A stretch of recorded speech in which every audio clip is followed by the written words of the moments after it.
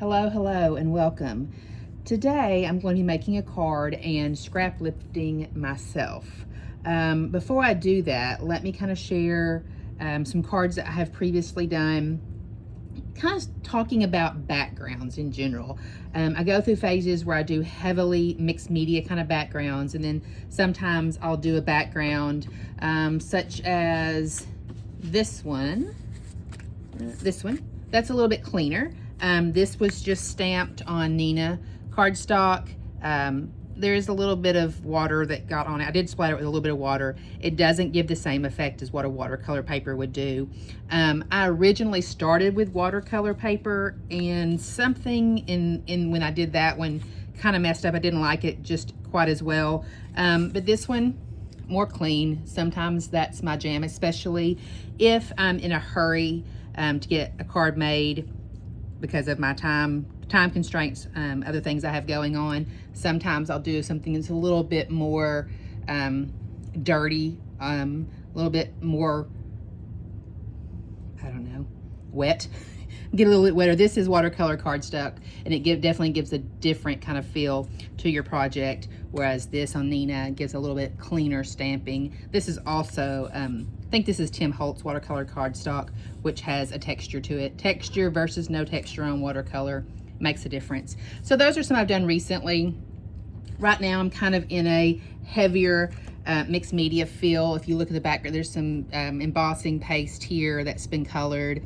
There's ink blending that's happened in water in that background. And so backgrounds are kind of what I'm working on these days, and I like the way that one turned out. This week I'm participating, or for the last few weeks, or in coming weeks even, I'm participating in a card making challenge, that's kind of hard to say, called Sharing Summer. It's hosted over on Instagram by the Crafty Golden. 2 weeks ago when we shared it, our theme was Celebrate Summer. And so this is the one I created. Lots of mixed media goodness going on here. We've got distress crackle going on. This was a Tim Holtz stencil that I put texture embossing paste through. Tim Holtz stamps that I fussy cut up against the edge, some Tim Holtz dyes as well. These are actually the holiday greens, so don't ever think that you can't take something that is specifically holiday related and make it into something that is not holiday related. So I like the way this one turned out. Anytime you see sequins or bubbles or crystals on something, they are from Lucy Abrams. She has a small shop out of England. I have ordered from her. I'm in America. I've ordered from her a number of times. They always get here, and I love the sequins that she makes, and the sequins shaker mixes that she makes as well. So I mentioned that I'm on scrap lift myself, and the scrap lifting I'm going to do today is this. And this isn't even on a card base. That may be why I never sent it out. This is from 2016. I'm going to, this week, the Sharing Summer Card Making Challenge is called Watercolor Waves. That's the name of it. And so what I'm going to do is I'm going to go back and use this stencil. It's the Crafter Workshop stencil. It's an older one. A lot of what I use is older. I just refuse to quit using really old stuff because I have a lot of good old stuff. So this was actually something I made in 2016. I had to go back on Instagram and find it. I never sent it out. Maybe I didn't go on an adventure, and maybe I had no one to adventure with. I don't know. But it did not end up being used. It's just still waiting for a card base or to be slipped into a scrapbook album of some sort, maybe from one of our vacations. I'll stick it in there. We'll just see. But I still have it, and I'm going to scrap lift it today, and I'm going to try to make a watercolor background. This is on a Nina. It's on a flat surface. This is not watercolor paper. The stamps are from Cocoa Daisy. They are older. They are no longer available. The stencil I mentioned is this one. It is a Crafter's Workshop stencil, Bowser Designs. And if you're looking to see if you can find this because you think it's cool, This is what it's called, CCW 280S. I have no idea if it's still available or not because, like I said, this I made in 2016, so there's no telling how old this particular stencil is. But I'm going to use this stencil again. What I love about this, and I'm going to try to do more watercolor. This is ink blended, Tim Holtz Distress Ink blended. And you can see vaguely where I have used the stencil as a stamp in a way. So I have ink blended through it. What was left on the stencil, I then sprayed with water and stamped down onto my background. I've done this with the same stencil a number of times and really liked it. So I'm gonna come back, I'm gonna cut this off and come back and kind of show you where I'm at. I'm gonna work, not on flat, but I'm gonna work on watercolor, Tim Holtz watercolor paper. I'm gonna, I think, trying to watercolor. I am gonna ink blend. I like the position of this. I love the position of this. I'm mainly going to try to change the background up a little bit. There's nothing wrong with scrap lifting yourself. There's nothing going back and going, I really like that technique. Let me try it with a different stamp. Let me try it with a different color. And seeing if you can do it different or better. And so that's what I'm going to do today. I will tell you the other thing that's on here. You can kind of see the shine. That is Perfect Pearls Mist, Spray Mist. It's a product that Ranger no longer puts out. You can still get the Perfect Pearls. Let me show you mine.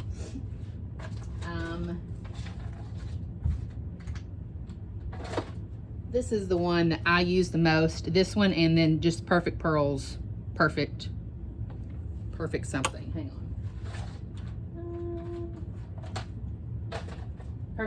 Perfect Pearl. Perfect Pearls, Perfect Pearls. These are the two I use the most. I have a few other colors, but these are my favorites. I just mix them with water and I will splatter them on. I do still have some of the Perfect Pearl Mist, and I use them sparingly. I love these. They don't make them anymore, but they were a great product. You can make something similar, and you can still get the majority of these colors of Perfect. This one happens to be heirloom gold, which is also a very pretty gold. And you can still get them as this and mix with water and do some really cool stuff with Perfect Pearls. These are my go-tos for shine most of the time. So, like I said, gonna take this and make basically the same card with a Life's an Adventure 2.0 background. So I will come back and let you see how it turned out. Okay guys, I'm back. When I left, I told you I was gonna rework this card. Before I do that, let me just say that this is the first video I've ever made and put up. So you see a little bit of a janky situation going on. This is actually my planner for August, and it's holding up my phone. So the setup is not absolutely the best, but if I continue to do this, then I will find a better setup for what I have going on. I also turned off the overhead light because there was a glare over here, so maybe that helps. There may be a shift and change in the lighting because it is a little dark outside today, and I work, my scrap space is in our basement. So back to the card. So this is what I was reworking. I was scrap lifting myself for this one. So there's some things I want to point out on this that are similar on this card, but maybe like a step up. The sentiment on here is stamped in black archival, which is my favorite ink to use. It is this one, and mine looks horrible. I don't even know if this is the same way it looks now. It's the way it looks now. This is a very old one. I just keep re-inking it. It's perfect. Have a letter sticker stuck on that from somewhere, who knows where. But this is what I use nearly all the time for my black ink. Here, it is flat, stamped, went on with life. The image here is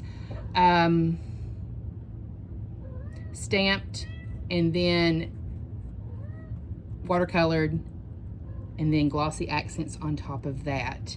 The sentiment actually says, "Darling, let's be adventurers." And I did, and if I do another video, maybe I'll show you. I didn't do stamp surgery to cut off the first part of that sentiment. I just covered it with some washi tape, used my black ink, pulled the washi tape off and stamped. It was actually pretty easy. I'll have to show you that another time. Cocoa Daisy stamps here and here, older of course, because this was made in 2016. Let me show you the new card that I created. And I did put this one on a card base, so maybe I will get it sent, okay? So this one got matted. Most of my cards get matted. I just think it looks better. I will tell you that when I was gonna do the same kind of straight cut edge there, but I decided, I think we're getting a visitor. Get down, George. My cat's down here with me. Anyway, so as I was cutting it, I think this corner was still damp, and as I cut it, it tore the paper. And so I ended up, thought, I'm not chunking this. So I cut it a little bit smaller. The actual design is a little bit smaller than I intended to cut it. And then I just kind of roughed up the edges. I did the same thing on the mat. The mat is actually something that I had purchased a while back. Here's another one that I have, just like it. This came in a big bunch of these. I think I picked it up at a scrapbook convention. This says 2002, so this is rather old. So I just have this part as the back of it. This little bit in the middle just popped out, and these actually will pop out as well, and I'll use them in something eventually. And so I matted my piece on that. This was really straight, didn't really fit with the vibe, and so I just took my fingernail and kind of ran it along the sides of all of these to kind of rough up and distress the edges. If you've ever done that, you can do it with your fingernail, you can do it with a file. I've actually paper cut myself doing that before, so be cautious doing that. Same thing here, and I actually even took Distress ink and kind of inked it so it wasn't white. It still had the same color to it. I tried the watercolor technique on this, so you'll see the difference between this one and this one. This is a little cleaner looking. I took watercolor to this. Let me quickly show you how I did that. So I'm just going to use a piece of watercolor cardstock. This is Tim Holtz watercolor cardstock. This is just a junk piece. A lot of times when I put ink down on my media mat over here, what's left over, I pick up a piece of watercolor and I just dip it in, spray it with water, dip it in and go. I'm using this as a flap. There's that stencil. And let me just go in with the Stormy Sky. I use Stormy Sky and Salty Ocean. And so what I basically did was I tried to stay to one edge of it, which it kind of overlaps. So, I mean, I tried to get a darker image along the edge. And then, so I did somewhat darker. I was trying to go darker at that top edge. Away from me, and then I think turned it around when I put it on the card, so a little darker. If I want to go in with some Salty Ocean, I can do that as well. Maybe I'll do a little overlap there, and then I'll hit it here, and then maybe down here. Just getting color down, trying to push it more top of that, but then it overlaps, and so it's just whatever. Just getting ink down, a little bit on my craft sheet over here. Get those out of the way, and I think this is like just a paintbrush, maybe Walmart. I think it's a size 5. I don't know. And then I just took water. I have that off to the side, and I just began to add water to this, and picked up some more of the color. I put that color down on my craft mat. I can see it kind of going up underneath there. That doesn't bother me. I kind of picked a side that I wanted to have most of the water, and the other side, of course, would be a little bit darker because it doesn't have as much of the water unless I add that in. Pick up some of the lighter blue, the Salty Ocean down here. And then as it begins to dry, these hard lines start occurring, which is not usually my favorite. And so I went ahead in that whole area and just kind of blended the whole area out and painted my thumb. So just hit it with water. A lot of times I'll hit stuff with my heat gun as I'm working, but I didn't this time. I just kind of let it go, and I let it dry on its own. When I pull this up, I can, if I don't like all these puddles of water, I can kind of pull the puddles of water up. It's an interesting technique. It definitely is different than the clean of this, and I kind of like it. So that's kind of how I did that, just real quick. Let me get this wiped off and out of the way. Back to this. I then used that same stencil as a stamp. I just took those ink pads, went directly to the stencil, sprayed water on it, and put it down on top of this. That doesn't show up quite as well as I wanted it to. A little bit here you can kind of see, but not as much. The other difference is these are Perfect Pearl splatters, whereas this was a Perfect Pearl spray. It gives a little bit different effect. I kind of like the spray to look better. It kind of shoots out all over the place. This is like large splatters, but I still like it. Other thing I wanted to share with you before I cut this off is, oh, here in front of me, and I've lost the small piece. Of course I've lost the small piece. Okay, so if you'll look at, and I had actually colored that. This, okay, here it is. It's on the floor. I found it. Okay. Yeah. See, tiny piece of that ship. Now, I actually watercolored that on watercolor paper. This is Nina. I've stamped it again. But I wanted you to see, I like to fussy cut things. There it is, fussy cut. I fussy cut very close. And so what I do, like what I did for the card, is I stamped it. There we go. I stamped the image once on the cardstock. And then I had another that, like that. I had stamped it again on the watercolor cardstock and colored it. And then I simply popped this up. That does a couple of things. It gives it interest. And you're not coloring on top of your blue background. But also, I'm not crazy enough. I'm crazy enough to fussy cut this little piece, but I'm not crazy enough to try to get the front of the ship and this little swirl at the back. Those are part of the card because I stamped that down first and then added the fussy cut pieces to that. And so I like the look. That is popped up on there. You can't see that very well, but it is. Glossy accents on top to make it shine. And I'm pretty pleased with how the card turned out. Like I said, these are Cocoa Daisy stamps. I have been using their stamps for many years. They come as 3x4s most of the time. Occasionally, she'll do a 4x6 set. I will tell you, ma'am. Sorry. This is the latest stamp set that she has. It is a 3x4 set. This comes with a modern memory keeping set that I get every month. I am subscribed to that company, to Cocoa Daisy. You can get this stamp and another stamp that goes along with the Traveler's Notebook.